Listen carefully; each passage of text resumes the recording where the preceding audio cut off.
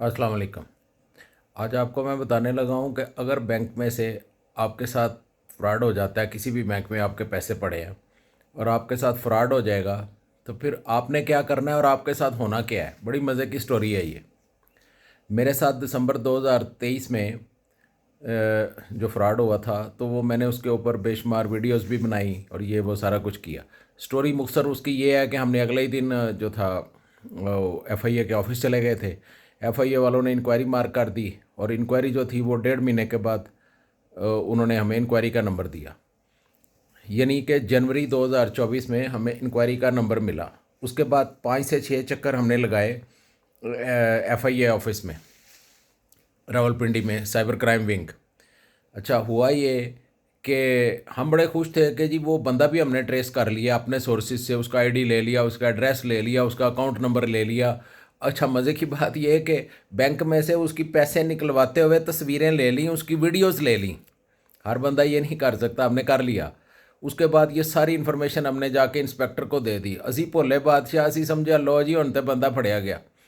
हमें पता ही नहीं था कि वो कानून ये है कि वो सारा कुछ देने के बावजूद वो उसको 4 नोटिस भेजेंगे एफआईए वाले।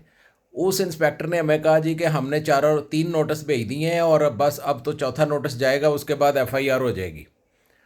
लो जी हम इंतज़ार करते करते थक गए।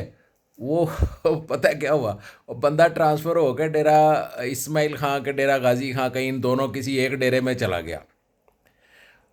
हम चले गए उसके बाद फिर दोबारा। और कोई इस दौरान में मैंने 5-6 एप्लीकेशनें इनके डीजी साहब और बड़े बड़े अफसरों को भी दे दी। तो हंस मैं इसलिए रहा हूँ कि कल को आपके साथ भी फ्रॉड होगा। बेशक 40 करोड़ का हो जाए और बेशक 2,000 रुपये का हो जाए, तो होना यही है जो मेरे साथ हुआ है इस प्यारे पलक में। अब हुआ क्या कि जी हम नवे इंस्पेक्टर के पास चले गए। नवा जो इंस्पेक्टर आया था उसने बड़े डिसेंट तरीके से हमें मिला, अच्छा आदमी है। उसने कहा जी आपके साथ फ्रॉड हुआ है। वो बंदा जो था वो तो बड़ा बेईमान आदमी था और उसके ऊपर तो हम खुद इन्वेस्टिगेशनें चल रही हैं। और वो तो खाली फाइल दे के चला गया, मुझे फाइल निकाली, उसमें कहता उसने तो नोटिस ही कोई नहीं दिया। और वो जो 4 नोटिस आपको वो कह रहा था या 3 नोटिस कह रहा था, वो तो बकवास करके चला गया, उसने तो नोटिस ही नहीं भेजा उसको। असल में हुआ ये था कि हमने उसका सारा डाटा जो उसको दे दिया था, वो पागल था कि उसको वो नोटिस भेजता। उसने वही काम किया होगा उससे सीधी सी बात है। उसको फ़ोन किया या उसे तलगात इस्तेमाल किए, वो बिल्कुल उसके ऊपर उसने उसके साथ कैसे किया, हमें हमें हमें वो इल्ज़ाम नहीं लगाते जिसका हमें पता नहीं। लेकिन इनडायरेक्टली तो हमें समझ आ रही है कि उसने उसके साथ क्या किया होगा और आपको भी समझ आ रही है बात सुन के। लेकिन नवे इंस्पेक्टर ने कहा जी मैं तो उसको नोटिस दूंगा 4। अब उसमें 15 से 20 दिन का एक टाइम होता है हर नोटिस में। लो जी अब इसने नए बंदे ने, मैं इसको इन्फॉर्म कराता रहा, याद कराता रहा और इसने उसको नोटिस देने शुरू कर दिए। जी हम देंगे जी नोटिस। अब लो जी 3 नोटिस हो गए। मज़े की अब कहानी सुने। जब 3 नोटिस हो गए तो मुझे कहता रहा जी 3 नोटिस हो गए हैं जी, हो गए हो गए हो गए। अब आई बारी ये मतलब आज की तारीख की आपको बात सुनाता हूँ। आज 5 दिसंबर है। 5 दिसंबर को मैंने उसको मैसेज किया। मैंने कहा कि इंग्लिश में मैंने लिखा फ़लाँ फ़लाँ नाम उसका लिख के, अस्सलाम वालेकुम, ये this is a reminder for the 4th notice. आगे से आगे से क्या खूबसूरत जवाब आया। आगे से जवाब आया कि जी हम सब, इंग्लिश में उसने जवाब दिया, वो लिखता है जी कि हम सब एक बहुत सेंसिटिव इशू में बिज़ी हैं और हमारी जो हाईएस्ट अथॉरिटीज़ हैं, हमारी जो हायर अथॉरिटीज़ हैं, उन्होंने हमें मना कर दिया है कि कोई काम नहीं करना आपने माँ सिवाय उस सेंसिटिव इशू के जिसके ऊपर आजकल काम हो रहा है, और सारी इंक्वायरीज़ हमने बंद कर दी हैं। अच्छा अब चौथे नोटिस पे आके अ, उसने मुझे ये जवाब दे दिया। बात यह है, मैं ये नहीं कहता कि वो सेंसिटिव इशू जिस पे आप काम कर रहे हैं उस पे ना करें, लेकिन ये कि अगर इस दौरान में किसी के साथ कोई वाक़या हो जाएगा तो वो क्या करेगा, वो किधर जाए। मतलब जो बैंक हैं या जो ये अदारे हैं जिनमें पैसे लोग रखते हैं, ये सारे के सारे तो लोग इस उम्मीद पे रखते हैं ना, अगर हमारे साथ कुछ हो जाएगा तो स्टेट का जो डिपार्टमेंट है एफआईए वो हमारी हेल्प कर देगा। तो स्टेट का जो डिपार्टमेंट है वो तो लगा हुआ है सेंसिटिव इश्यूज़ पे और उन्होंने पिछली इंक्वायरीज बंद की हुई हैं, तो अगला क्या होगा। अच्छा लास्ट मुलाकात में मैं जब उसको मिला जाके इंस्पेक्टर को, मैंने कहा यार अगर इसके बाद क्या होगा 4 के बाद, कहता फिर उसके बाद होगी एफआईआर। उसके लिए हमें कंपिटेंट अथॉरिटी यानी जो उनके डायरेक्टर शायरेक्टर हैं उनसे परमिशन लेनी पड़ेगी कि 4 नोटिस हमने भेज दिए हैं, अब हमें एफआईआर की इजाज़त दे दें। अच्छा, फिर उसके बाद मैंने क्या हुआ, कहता जी उसके बाद फिर हम उसको बंदे को ट्रेस करना शुरू करेंगे। वो ट्रेस दे अल्लाह दे बंदे वो अभी पहले ही कर चुके थे। हमने तो सारी ट्रेसिंग आपको खुद करके दे दी, उसकी तस्वीरें दे दी, उसके घर का एड्रेस दे दिया, उसके बहनों भाइयों के फ़ोन नंबर दे दिए। अच्छा, उसके अकाउंट को हमने खुद अपने सोर्सेज से ब्लॉक करवा दिया। अच्छा, फिर आपने अब उसको ट्रेस करना शुरू करना है। मैंने उससे पूछा, मैंने कहा यार तो जब ये केस कोर्ट में जाएगा तो कोर्टों में हम भी एज ए डॉक्टर और as a medico legal cases में जाते रहे हैं, वहाँ पे सवाल होता है जनाब 1.5 साल बाद एफआईआर हुई है, इसकी वैल्यू क्या है? तो मैंने कहा जब साल बाद एफआईआर होगी तो क्या वो केस मजबूत होगा? कहता जी हमारी कोर्टों को पता है कि हमारे पास काम बहुत ज़्यादा है, तो हम ऐसे। मैंने कहा तो जो आज अगर किसी के साथ फ्रॉड होता है रोज़ाना, तो यहाँ पे सैकड़ों की तादाद में हर शहर में फ्रॉड हो रहे हैं, तो उसकी नॉर्मली आप इन्वेस्टिगेशन शुरू करने में कितना टाइम लगता है? कहता है जी आज अगर फ्रॉड हो गया ना किसी के पास और उसने आज एफआईए में आके एप्लीकेशन जमा करा दी है, तो नॉर्मली एफआईआर दर्ज होने तक का जो टाइम है ना, वो मिनिमम मिनिमम 1 साल है। अगर आपके अकाउंट में से पैसे निकल गए हैं और आप दौड़ा दौड़ी उसी वक्त दौड़ लगाई है और आप भागे गए एफआईआर के ऑफिस में, 1 साल के बाद जाके उन्होंने एफआईआर के करीब पहुंचना है। और एफआईआर का मतलब ये नहीं है कि वो पैसे लभ जाने तो या बंदा पकड़ा जाना है। उसके बाद क्या होगा वो आप खुद ही अंदाज़ा लगा लें कि अगर इन्वेस्टिगेशन प्रॉपर, यानी एफआईआर का मतलब होता है फर्स्ट इन्वेस्टिगेशन रिपोर्ट, ठीक है? तो फर्स्ट इन्वेस्टिगेशन रिपोर्ट के ऊपर अगर साल लगेगा, ये खुद कहते हैं, वो कहते हैं जी 1 साल मिनिमम लग जाता है जी। अब यहाँ से आप अंदाज़ा लगा रहे हैं कि भाजी कितने रहते पे हो, अपने अकाउंटां की आप ही हिफाजत करो। देखो मैं तो डॉक्टर हूँ, मैं सर्जन हूँ, ठीक है? कोई 4 पैसे भी हैं, कोई छोटे मोटे, जैसे मैंने पहले भी अपने उसमें कहा था, को 2-4 तल्लकात भी थे तो हमने अकाउंट सीज़ करा दिया था ना उसका। हमारे तल्लकात थे तो बैंक के कैमरे में से हमने वो किधर पता नहीं केड़ी डेरे में कि किधर वो निकाल रहा था, मुझे याद नहीं रहा, मियाँ चन्नू में कि किधर, किधर मतलब साउथ पंजाब में वो कर रहा था। उस बैंक से, अस्करी बैंक की ब्रांच से हमने वो उसका डाटा ले लिया, उसके माँ बाप के ले लिए, उसका सब तो कोई तल्लक थे तो किया ना।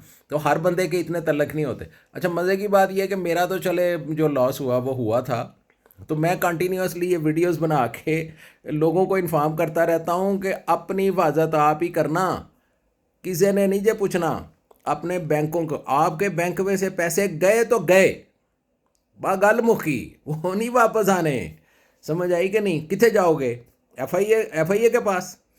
एफआईए कहता है कि साल बाद हम आपकी बात सुनेंगे, यानी साल एप्लीकेशन लेके रख लेंगे, छोटा मोटा प्रोसीजर है वो हो जाएगा।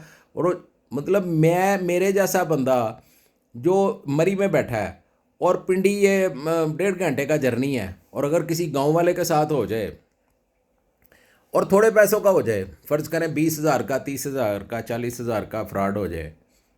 और आज एक मज़े की बात आपको और बताऊं, आपके भी दुनिया के बाकी मुल्कों में होंगे, मेरे भी बच्चे बाहर बैठे हैं 2, ठीक है? तो अब वो 2 बच्चे जो हैं मेरे बाहर, वहाँ उनके भी अकाउंट्स हैं, मैं खुद भी बाहर रह के आया हूँ। दुनिया के किसी मुल्क में जो मोबाइल फ़ोन वाले हैं वो एज ए बैंक काम करते हैं? कोई मुझे और मुल्क बताएं जिसमें करता होगा, मुझे नहीं पता, लेकिन जहाँ तक मेरा इल्म है ये यूरोपियन कंट्रीज़ में बैंक ही बैंक है। मोबाइल एजेंसियां जो हैं वो मोबाइल फ़ोन वाले वो एज ए बैंक काम नहीं करते, जिसका बेहतरीन ये नाम है इजी पैसा और ये दूसरा जैज़ कैश और इस तरह के जो चक्कर है। अच्छा, सैकड़ों की तादाद में हर महीने में लोग जाते हैं एफआईए ऑफिस में। क्या होता है कि जी जैज़ कैश में पैसे चले गए, कैसे चले गए जी, उसने ये कहा, उसने फलान किया, वो जो आपको पता है सारे फ्रॉड हो रहे हैं। अब हो क्या रहा है कि फ्रॉड हो रहे हैं जैज़ कैश के आगे, जिसके पास पैसे चले जाते हैं, या ये जो दूसरा इजी पैसा, उसको चेक करना, उसको पता करना कि किसके अकाउंट में पैसे गए हैं, वो एफआईए कर तो सकता है, लेकिन it will take a long time. उसमें मतलब बड़ा लंबा एक टाइम प्रोसेस है। और वो कहते हैं जी, उनकी ज़बान में कहते हैं लेयर्स में जाते हैं, यानी एक के पास गए वो दूसरे को भेज देता है, तीसरे को, चोर कहीं और बैठा होता है, उसमें बड़ा टाइम लगता है। लेकिन करने को तो ये वो किधर करते होंगे? लेट से किसी के अकाउंट में से 5,000 रुपया इजी पैसे में रॉन्ग ट्रांसफ़र हो गई है, या किसी ने फ्रॉड कर लिया 10,000 20,000 5,000 का, इस तरह के तो इतने लोग। और वो क्या करेगा, मुझे ये बताएं कि एक साल वो अपना काम छोड़ के, वो एक साल एफआईआर करवाने के लिए जिसके अकाउंट में से 20,000 रुपया चला जाएगा या 30 चला जाएगा, वो जाएगा मेरी तरह? मैंने तो इस केस को एज ए टेस्ट केस लिया हुआ है ना, कि मैं भी अपना ओपीडी छोड़ के, अपनी सर्जरीज छोड़ के चला जाता हूँ। मैं कहता हूँ जाऊँगा भाई, मैं तो अड्डी जान नहीं छड़नी जब तक मेरी ज़िंदगी है। तो लेकिन क्या हर बंदा इस तरह कर सकता है? मैं तो अब इसके बाद इसके नोटिस का इंतज़ार कर रहा था। मैंने कहा चले नए इंस्पेक्टर को देख लूँ, उसके बाद हाई कोर्ट में रिट करते हैं और फिर जज साहब को भी कहानी सुनाते हैं इसी तरह हंस हंस के। वहाँ पे क्या होगा वो तो अल्लाह जानता है, लेकिन जाएंगे तो सही ना। लेकिन मुझे ये बताएं, क्या हर बंदा जा सकता है इस तरह? हर बंदा जिसका 50,000 गया होगा और जिसके करोड़ों जाते होंगे, वो क्या करता होगा? वो क्या खुदकशी करे? हो सकता है किसी का 1 करोड़ ही पड़ा हो और उसका 90 लाख चला जाए। क्या करेगा वो, बताएं मुझे। ये हैं हमारे अदारे, ये लगे हुए हैं जी, हमें स्पेशल टास्क दिया हुआ है, बाकी हमने सारे काम बंद कर दिए हैं। इसका मतलब है अस्पताल में आ जाए इमरजेंसी कोई, लेट से कि जी इमरजेंसी आ गई है, तो सारे डॉक्टर जड़े ने वो इमरजेंसी पे चले जाए तो वार्डों वाले मरीज़ क्या मर जाएं? मतलब ये है एडमिनिस्ट्रेशन इनकी, कि वो सारे डॉक्टरों को तुसी कहो जी इमरजेंसी आ गई है, बाहर फायरिंग हो गई है, 5 मरीज़ आ गए हैं गोलियां लगे हुए, सारे पिम्स के डॉक्टर, सारे जी मेयो हस्पताल के डॉक्टर हुण तुसी इमरजेंसी आ जाओ, तो जड़ियाँ वार्डां मरीज़ ने उन्होंने कहो मर जाओ, तुसी मर जाओ जी, सानू इमरजेंसी आ गई। यानी एफआईए को इमरजेंसी हो गई है, कोई स्पैशल टास्क मिल गया है, कोई 4 बंदे ਜਿਹੜੇ दूजे काम ने उन्होंने भी ला छोड़ो ना। लेकिन उन्होंने, उसने इंस्पेक्टर ने साफ तौर पे कह दिया जी हमारी तो हमारे तो जो अथॉरिटी है उसने कहा है जी ये स्पेशल टास्क है, पहले ये करना है, बाकी सारी इंक्वायरीज बंद। इतों ही ला लो कि ये है एफआईए। ठीक है, अब जो ये सेंसिटिव इशू, मैं तो नहीं इस तरह की बातों में आता, सियासी बातों में या इस तरह की बातों में कि सेंसिटिव इशू कौन सा है नहीं है, मुझे किसी से क्या गर्ज है। लेकिन बात यह है कि आपको सेंसिटिव इश्यूज हुआ होगा, नो डाउट हुआ होगा, लेकिन आप मुझे जो आप जवाब दे रहे हो 1 साल के बाद के जी 3 नोटिस के बाद, जब चौथे नोटिस का टाइम आया तो सेंसिटिव इशू आ गया, बंद कर। मैं कहता हूँ कि बस मैं एक ही बात कहता हूँ, इस मुल्क का अल्लाह हाफ़िज़ है, आप अपने अकाउंट्स का खुद ख्याल करें। और आप इस तरह नहीं कर सकते, इसको चमड़ सकते एफआईए को जैसे मैं चमड़ा हुआ हूँ। आप किसी का, आपने तो छोड़ छाड़ जाना है जिसके साथ फ्रॉड हो गया, और अड़ा कौन रहेगा? मतलब अल्लाह ना करे किसी का ज़्यादा फ्रॉड हो जाता है, तो आपका क्या ख्याल है कि एफआईए जो है वो अकॉर्डिंग टू दी पैसों के हिसाब से तेज़ हो जाती है? लेट से अगर मेरा फ़र्ज़ करें 2-2.5 लाख का नुकसान हो गया या